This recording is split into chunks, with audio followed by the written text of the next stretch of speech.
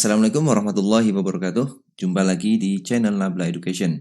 Oke, di video ini kita akan bahas soal OSN Fisika SMA tahun 2020 tingkat kabupaten nomor yang keempat. Oke, kita lihat soalnya. Sebuah gunung dimodelkan sebagai kerucut dengan tinggi H dan sudut setengah bukaan θ, di mana sin θ adalah 1/4.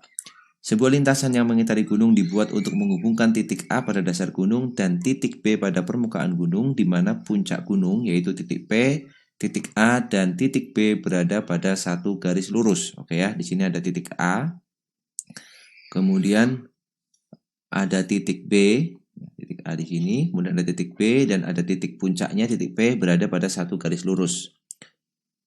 Panjang segmen garis lurus AB adalah H kecil, di mana H kecil itu H besar per akar 15 ya. H besarnya adalah tinggi kerucutnya. Lintasan dibuat menggunakan kawat dengan panjang minimum, oke, yang diminta panjangnya minimum, yang mengitari gunung.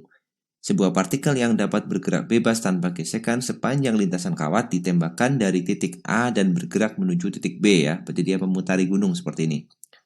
Nyatakan semua jawaban dalam H dan percepatan gravitasi G. Yang pertama, pertanyaannya adalah tentukan kelajuan awal minimum partikel di titik A, yakni V, agar dapat mencapai titik B. Yang kedua, jika partikel ditembakkan dari titik A dengan kelajuan V tersebut, hitung kelajuan partikel di titik B, yaitu V aksen. Oke, kita kerjakan ya soalnya. Sebelumnya, kita gambar ulang lagi itu kerucutnya dengan memasukkan data-data yang sudah disebutkan dalam soal. Oke, kita gambar seperti ini. Ya, jadi titik puncaknya adalah P, titik puncak kerucutnya itu P, kemudian di sini ada titik A, ya, kemudian ada titik B, dan panjangnya AB ini H kecil, di mana H kecil itu nilainya sama dengan H besar per akar 15, ya kan? Kemudian di sini sudut bukaan setengahnya itu, sudut setengah bukaannya itu θ, jadi di sini ya θ, yang sebelah kiri atau sebelah kanan itu sama, ini nilainya θ. Kemudian kita misalkan jari-jari kerucut ini yang bawah itu misalkan R aja, ya tidak diketahui di soal tapi kita boleh sebutkan. Kemudian yang berikutnya nilai sin θ-nya juga sudah diketahui, sin θ berarti sama dengan 1/4. Oke ya, jadi kalau kita tahu nilai sinnya maka kita bisa mencari nilai-nilai yang lain ya, misalkan cos atau tangen nanti bisa kita cari. Kemudian ditembakkan dari A ke B. Oke, jadi kita misalkan lintasannya seperti ini.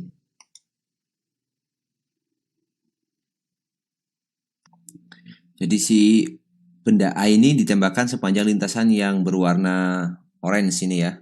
Nah, saya gambarkan lintasnya berwarna orange ini. Jadi A ke B seperti ini. Dan AB-nya nanti membentuk garis lurus nanti. Jadi dia di satu sisi ya, di garis pelukis yang sama. Jadi misalkan kita misalkan garis pelukisnya kerucut ini, gunung ini misalkan S ya. S itu adalah garis pelukisnya dari P ke ujung sini. Ya, atau P ke A. Atau P ke ya salah satulah di dasar dari lingkaran ini. Oke, jadi kejadiannya akan seperti ini. Ya, jadi kita akan analisis bagaimana kelajuan minimum awal partikel di titik A. Nah, untuk lebih memudahkan analisa kita, maka kita bisa menggunakan jaring-jaring kerucut ya. Jadi kerucutnya kita buka ya. Kita bisa lihat ini di video ini, teman-teman bisa lihat kalau kerucut itu dibuka itu kan bentuknya akan membentuk juring ya, juring lingkaran. Nah, jadi di situ kita akan buka supaya kita tahu lintasan atau tahu bagaimana gerakan dari A ke titik P itu. Nah, teman-teman bisa saksikan di video jaring-jaring ini. Oke, kalau sudah kita gambarkan jaring-jaring yang dibentuk oleh kerucut tersebut beserta lintasan dari A ke B tersebut ya. Oke ya, saya buat seperti ini. Kalau kerucutnya sudah dibuka, semisal kayak gini ya. Jadi yang warna biru ini tidak lain adalah kalau kita lihat kerucut yang tadi, yang warna biru adalah ini, keliling lingkarannya ini ya. Jadi satu putaran lingkaran, kemudian AB-nya ini yang warna orange di sini ya. AB-nya warna apa ini ya? Kuning ya, kuning tua ya. Jadi kita gambarkan berarti di sini titik A. Ya, di sini ada titik A, kemudian di sini titik B yang warna orange itu. Kemudian di sini ada titik puncaknya yaitu titik P, dan warna biru ini adalah satu keliling lingkaran. Berarti kalau di sini A, ini juga kembali ke A lagi, atau kita misalkan biar nggak sama, Ini A aksen ya. Jadi A aksen itu berimpit dengan A.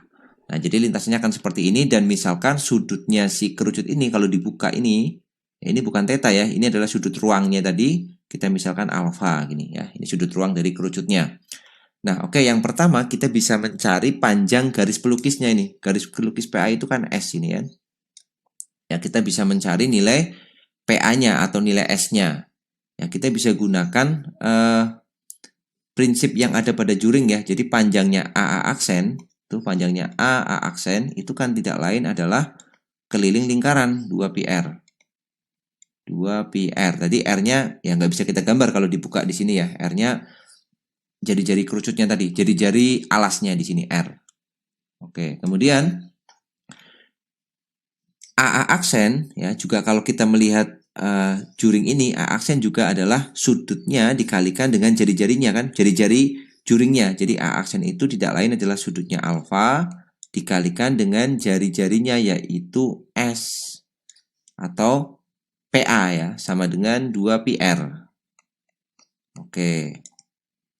Oke, nah di sini kita bisa mencari nilai S-nya dari variabel theta tadi ya. S itu kan ini. Dia punya tinggi kerucutnya ya, belum kita gambar, tinggi kerucutnya kan H tadi. Jadi kalau kita mau mencari PA atau S, ya kan kita bisa menggunakan cosinus ya. Jadi cos theta itu kan tidak lain adalah H dibagi dengan S.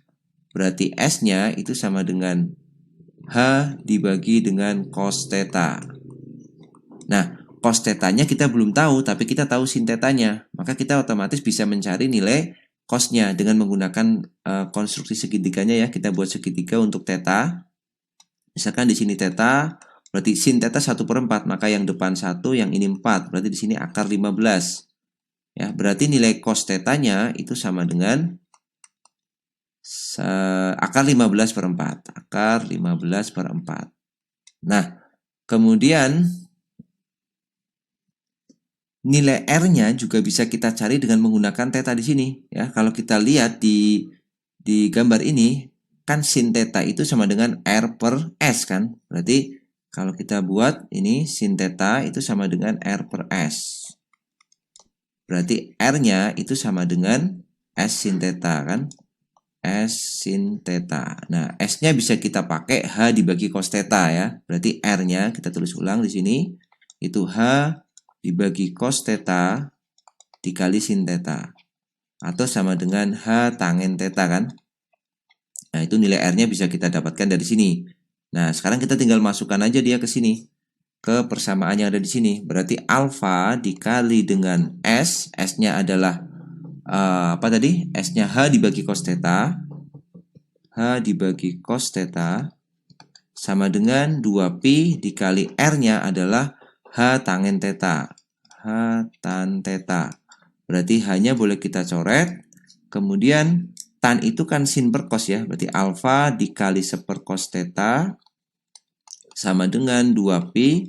Tan-nya itu kan sin per cos kan. Sin theta dibagi cos theta. Oke, kita coret di sini. Nah, sin theta-nya diketahui di soal 1/4. Berarti alfa sama dengan 2pi dikali 1/4.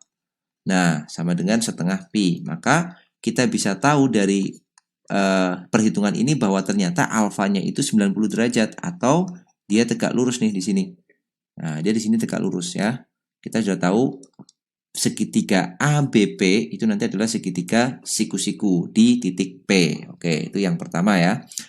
Kemudian tadi soalnya kan meminta bahwa kelajuan awal minimum partikel di titik A yakni V agar dapat mencapai titik B. Nah, ini teman-teman perhatikan lintasannya di sini. Nah, kita misalkan nanti A itu ya akan mencapai titik tertingginya ya, misalkan ada di titik C gitu, titik tertingginya di titik C, habis itu dia akan turun ke B. Kalau kita gambarkan di sini, ya titik C itu titik tertinggi yang dicapai oleh A sebelum dia ke titik B ya. Misalkan titik C-nya saya gambar di sini dan dia harus tegak lurus karena panjang kawatnya diminta minimum. Berarti kalau saya ambil garis misalkan ini, nah, kita buat sampai ke alas ya. Ini misalkan D, ingat PD itu juga merupakan garis pelukis. Nilainya sama dengan PA sama dengan PA aksen. Nah, titik C-nya di sini. Oke, titik C-nya di sini dan dia harus tegak lurus ya antara lintasannya partikel yaitu AB dengan garis pelukis PD itu harus tegak lurus supaya panjang kawatnya nanti minimum dan C ini adalah titik tertingginya.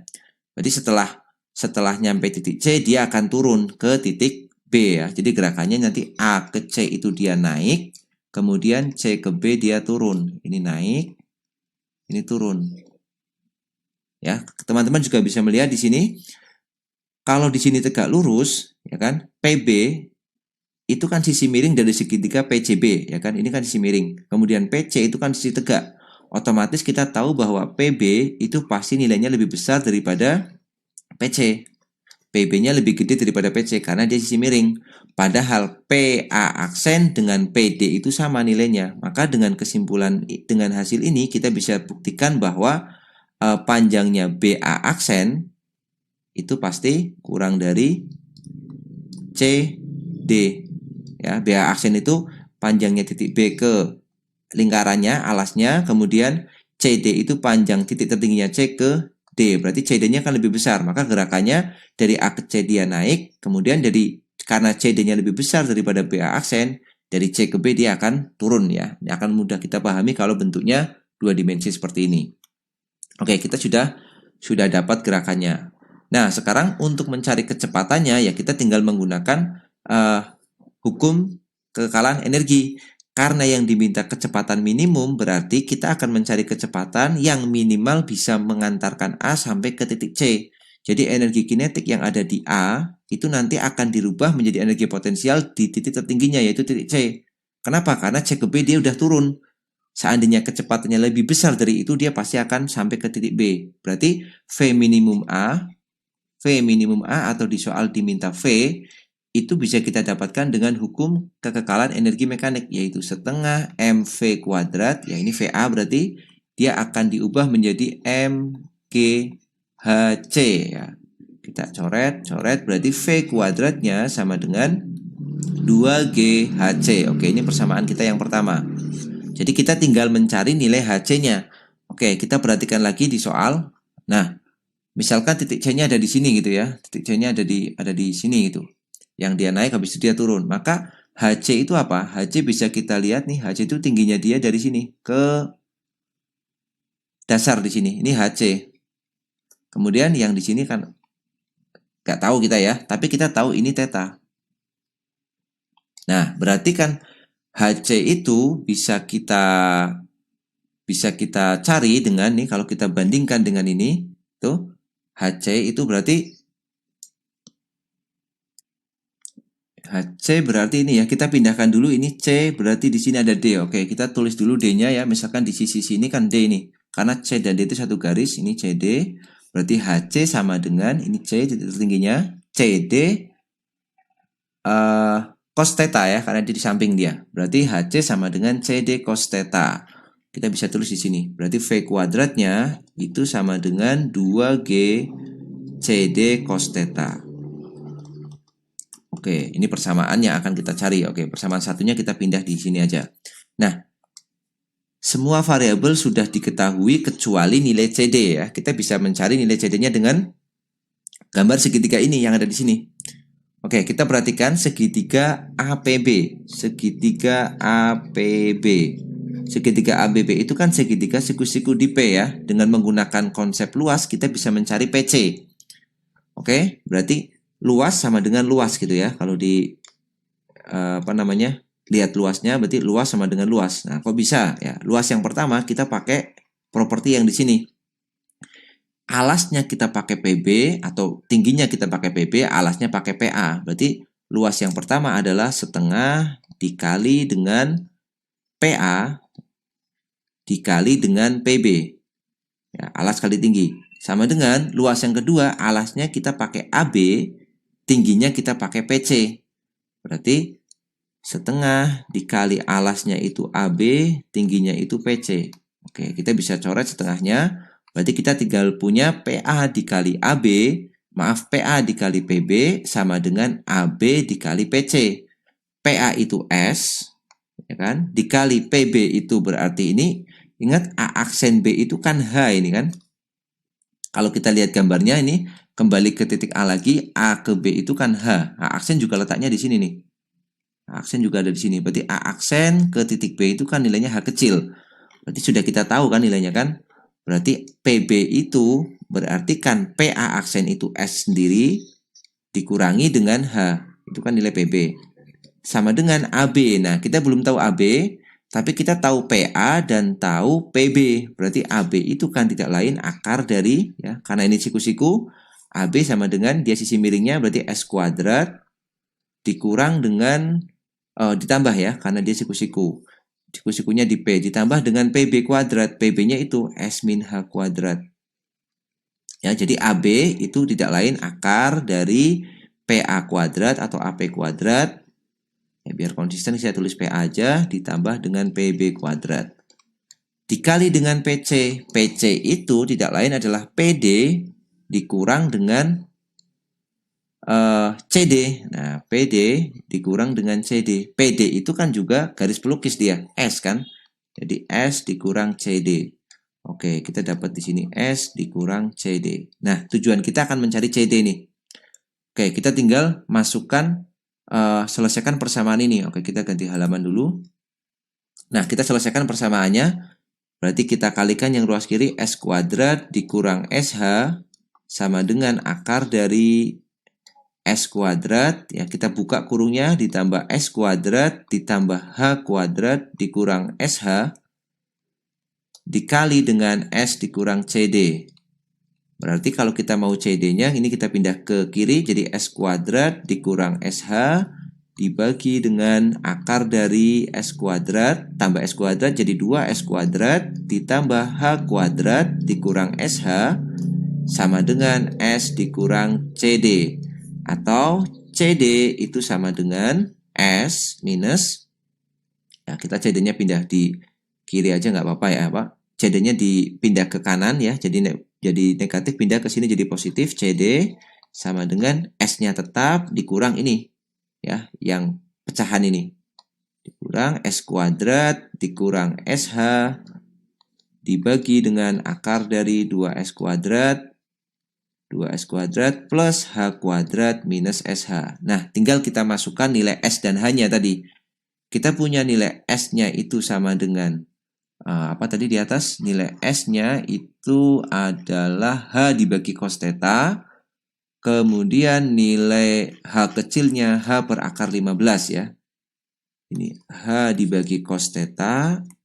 Kemudian nilai H kecilnya sama dengan H per akar 15. Oh, maaf. H besar per akar 15. Nah, kita masukkan nilainya ke sini.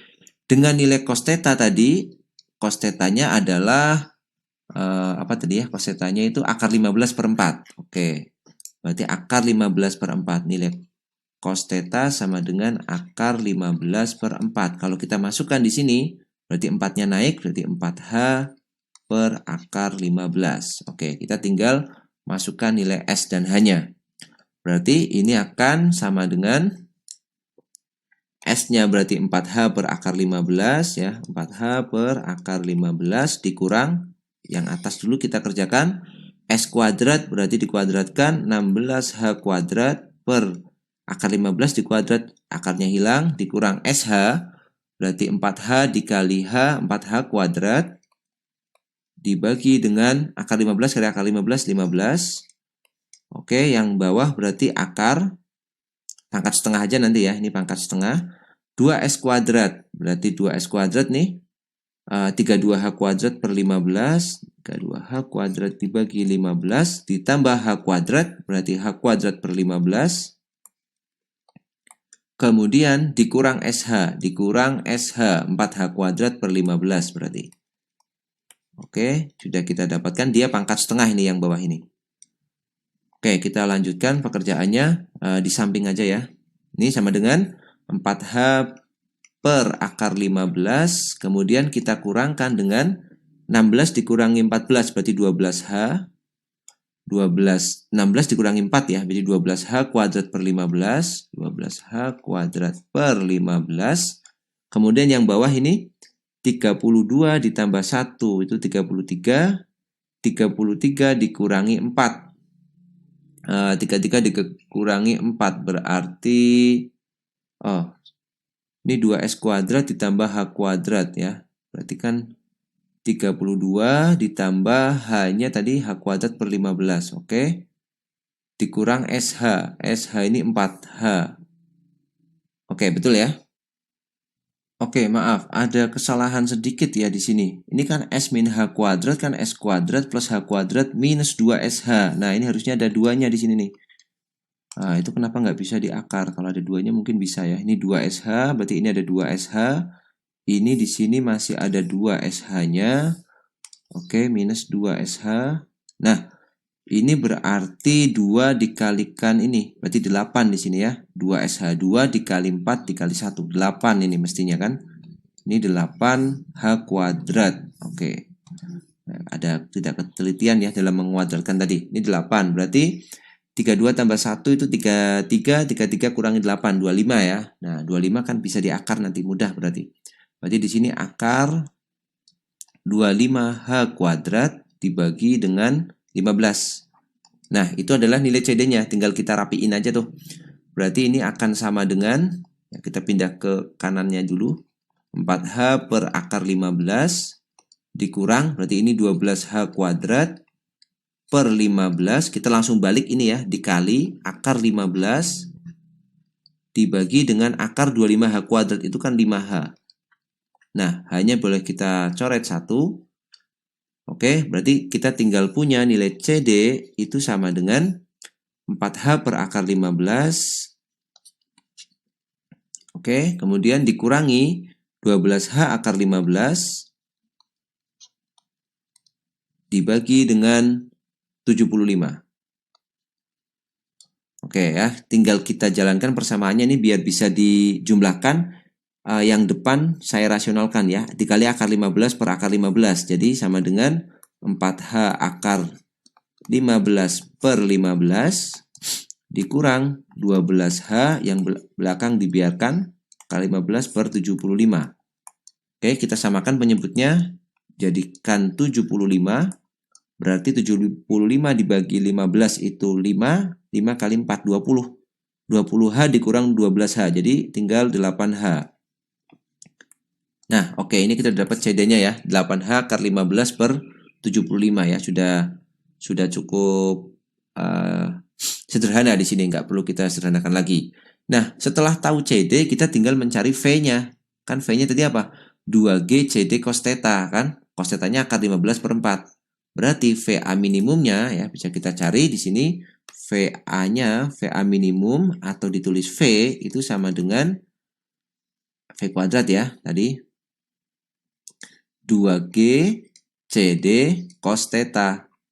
Berarti sama dengan 2G dikali CD-nya sama dengan 8H akar 15. Akar 15 per 75 dikali cos theta itu adalah akar 15 per 4. Oke, berarti 4-nya boleh kita coret, ini dapat 2. Kemudian ini 15 sama 15. 15 sama 15 jadi 15 dicoret, ini tinggal dapat 5. Jadi V kuadratnya sama dengan tinggal 4GH per 5 kan? Atau nilai V-nya itu sama dengan akar 4GH dibagi dengan 5. Nah, ini adalah kecepatan minimum A supaya bisa mencapai titik B ya. Dengan asumsi tadi A-nya mencapai titik C dulu, titik tertingginya. Jadi nilainya adalah 4GH per akar 5. Kemudian kita lanjutkan ke persoalan yang B. Tadi yang B itu kita diminta apa tadi yang B itu? Yang B itu adalah jika partikel ditembakkan dari titik A dengan kelajuan tersebut, hitung kelajuan partikel di titik B yakni V aksen. Oke, kita akan mencari kecepatan di titik B. Ya, kita tinggal menggunakan hukum kekekalan energi mekanik lagi. Jadi energi yang ada di A jadi setengah mv kuadrat dengan V ini. Ya, asumsinya adalah V yang dipakai ini di soal sama dengan mgHb ya, ditambah dengan setengah mvb kuadrat. Nah, VB-nya tadi di soal minta dalam bentuk V aksen gitu, cuma simbol aja ya, V aksen kuadrat. Oke, M-nya boleh kita coret. Kita kalikan 2 jadi V kuadrat sama dengan 2GHb ditambah dengan V aksen kuadrat, atau V aksen kuadratnya sama dengan V kuadrat dikurang 2GHB. V kuadratnya tadi itu ini 4GH per 5 dikurang 2 dikali G. Nah, HB-nya kita belum tahu, kita cek lagi di gambar tadi. HB itu apa? HB itu ini berarti ketinggian H ke sini nih. Ke dasar ya, ke dasar gunung ya, atau ke lingkarannya di sini. Nah, inilah HB. Sudutnya nih setengah bukaannya theta, berarti dari gambar itu kita bisa cek bahwa HB itu tidak lain adalah H cos theta kan? H cos theta dengan nilai H-nya itu sama dengan H besar per akar 15, cos theta-nya nilainya adalah akar 15 per 4. Nah, berarti akar 15-nya boleh kita coret, maka HB-nya sama dengan 1/4 H besar. Oke, kita sudah dapat nilai HB-nya 1/4 H besar. Kita masukkan di sini 2G kali ini 1/4 H besar. Oke, jadi kita tinggal punya 4GH per 5 dikurang, ini kita coret, jadi 2, jadi setengah GH. Kita samakan penyebutnya jadi 10, ya kan? 10 dibagi 5 itu 2 kali 4 8, ini 8GH dikurang bagi 2 5GH. Berarti sama dengan 3GH per 10. Berarti kita dapat nilai V aksennya sama dengan akar 3GH dibagi 10. Nah, ini adalah kecepatan saat dia sampai di posisi B. Nah, oke ya, sudah kita jawab soalnya untuk soal OSK tahun KSK tahun 2020 yang nomor 4. Oke, semoga bermanfaat. Sampai jumpa di video selanjutnya. Assalamualaikum warahmatullahi wabarakatuh.